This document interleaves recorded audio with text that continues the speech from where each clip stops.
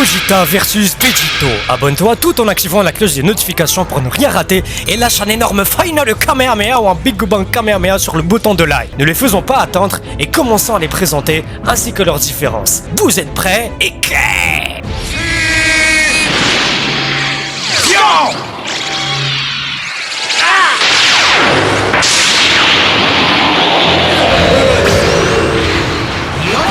Présentons tout d'abord nos deux valeureux guerriers fusionnés. Qu'est-ce qui les rend si différents? Tout commence par le design. En effet, Vegito possède deux mèches, porte des boucles d'oreilles et a une tenue quasiment identique à celle de Goku, sauf qu'elle inverse l'ordre des couleurs, c'est-à-dire que la partie orange est bleue et la partie bleue est orange. En plus de cela, il porte des gants et des bottes exactement comme Vegeta. Donc, en soi, le design de Vegito fusionne parfaitement les tenues de Goku et de Vegeta. Le haut et le pantalon correspondent à Goku, tandis que les gants et les bottes correspondent à Vegeta. De l'autre côté, nous avons une fusion complètement différente. Si Vegito possède deux mèches, Gogeta est un peu plus spécial puisque si on sépare son visage en deux parties, nous pouvons remarquer un détail très important. La partie droite sur son visage qui est à notre gauche correspond au visage de Vegeta, tandis que la partie gauche de son visage qui est à notre droite correspond au visage de Goku. Les habits ne correspondent pas du tout à ceux de Goku et de Vegeta puisque c'est une tenue complètement à part appelée tenue Metamol, issue des Metamoru Seijin qui est une race ayant joué un rôle très bref mais très important dans l'histoire de Dragon Ball et j'en parlerai en détail dans une future vidéo très prochainement, alors active la cloche. Bien que les deux personnages soient une fusion de Goku et de Vegeta, ils ont tout de même un nom qui est différent. Pour Gogeta par exemple, on retrouve une fusion du Go de Goku et du G de Vegeta qui donne ainsi Gogeta. Par contre pour Vegeto, ça marche différemment puisque si on fusionne Vegeta plus Goku, on aura Veku qui correspond au Gogeta obèse, donc c'est faux. Et si on fusionne VG et le Ku de Goku, on a Vegeku alors que le nom de la fusion est Vegeto. Mais alors d'où vient ce fameux To à la fin? Eh bien c'est très simple. Prenons Vegeta et au lieu de Goku, prenons plutôt Kakaroto. Et lorsqu'on fusionne les deux prénoms, on obtient bel et bien Vegeto. A votre avis, pourquoi est-ce qu'ils ont pris le prénom Saiyan Kakaroto au lieu du prénom terrien Goku pour la fusion Potara? Dites-moi vos théories dans l'espace commentaire, j'ai hâte de vous lire. En tout cas de mon côté, j'ai une réponse qui explique tout, notamment la personnalité. En effet, si on se concentre un peu plus sur nos personnages, remarque que seul Vegeta appelle Goku par son vrai prénom de naissance qui n'est autre que Kakaroto. Sauf que Goku ne se proclame jamais Kakaroto mais plutôt Son Goku, protecteur de la planète Terre.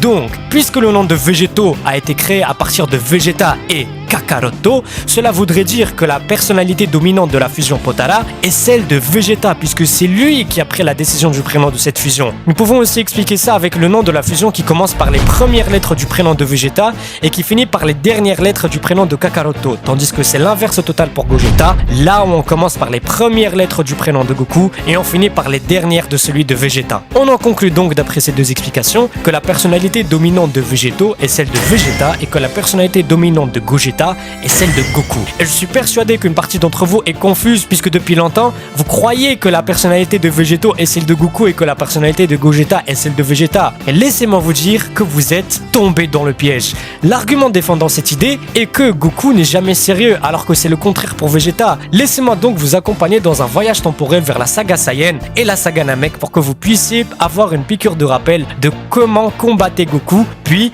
allons tous ensemble vers la saga Cyborg et la saga Cell pour voir la psychologie de Vegeta. Que ce soit contre Raditz, Nappa, Vegeta, mais surtout Freezer, Goku était terriblement sérieux. De l'autre côté, que ce soit contre C19 ou Cell, deuxième forme, Vegeta était d'une arrogance inégalable. Il s'estimait tellement surpuissant qu'il disait à Cell de se mettre dans sa forme finale pour qu'il puisse s'amuser un peu plus. Une arrogance qui rappelle parfaitement celle de Vegeto et CJ contre Buran. Bien sûr, s'il y a une différence au niveau de la personnalité, ce n'est pas étonnant que la méthode de la fusion soit aussi différente. Rappelez-vous, au début de la vidéo, je vous ai décrit leur design, sauf qu'il y a un détail que je n'ai pas cité pour Gogeta et que vous avez peut-être zappé. Et ce n'est autre que l'absence de boucles d'oreilles, aka les Potara chez Gogeta. Cet élément est crucial pour faire la différence entre ces deux fusions, puisque pour donner naissance à Vegeto, Goku et Vegeta doivent porter une Potara dans l'ordre logique qu'il faut pour que la fusion fonctionne, tandis que pour donner naissance à Gogeta, c'est un peu plus compliqué. Si nous voulons que ça marche, il va d'abord falloir commencer par mettre nos forces spirituelles au même niveau. Ensuite, nous avons quelques mouvements bien particuliers à exécuter. C'est là toute la difficulté. Nos gestes doivent être parfaitement synchrones sous peine de tout faire échouer. Comme l'a expliqué Goku, afin que la fusion fonctionne parfaitement, il faut que le ki des deux personnes soit égal, pour ensuite effectuer la danse pour laquelle les étapes doivent être respectées. La moindre erreur ferait tout foirer. En plus de cela, il faut attendre 30 minutes pour défusionner. Donc, si l'une des deux personnes fait la moindre erreur, il faudra gérer la situation de n'importe quelle façon pendant 30 minutes avant de pouvoir retenter. Ce fut le cas avec le film Z où la fusion a échoué une seule fois en donnant naissance à Veku, puis dans le film Broly où elle a échoué 2 fois en donnant naissance à Veku et à un Gogeta maigre. Donc, il devait attendre un total de 1 heure pour reprendre le combat contre Broly. La fusion Métamol est donc super compliquée par rapport à la fusion Potara, où il suffit juste pour une personne de porter une Potara dans une oreille et la deuxième personne de porter la deuxième Potara dans l'autre oreille. Donc finalement, est-ce que la fusion Potara est plus efficace que la fusion Métamol? Si on se limite à la méthode de la fusion, la réponse est oui. Toutefois, si on regarde les 2 combats de Végétaux, notamment celui contre Buan puis Zamasu, et les 3 combats de Gogeta, notamment Janemba, Omega Shenron et récemment Broly, on remarque que Végétaux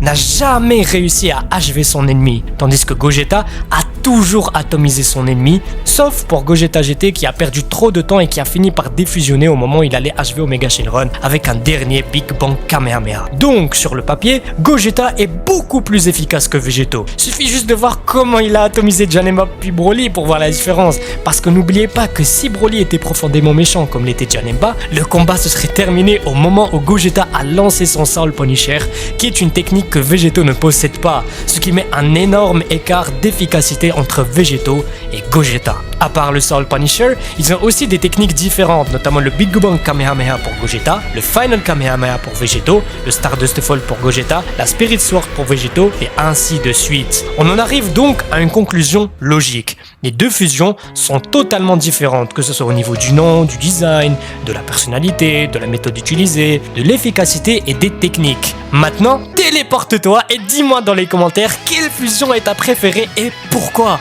Personnellement, je suis Team Gogeta depuis que j'étais tout petit. Par contre, la vraie question, qui est le plus fort entre Gogeta et Végétaux? Et pour répondre à cette fameuse question et trouver une conclusion ultime à ce débat qui nous suit depuis notre enfance, je vous donne rendez-vous la semaine prochaine pour la vidéo tant attendue. Le combat du plus puissant. Est-ce que c'est Gogeta ou est-ce que c'est Végétaux? Bye tout le monde, ciao Mina, peace.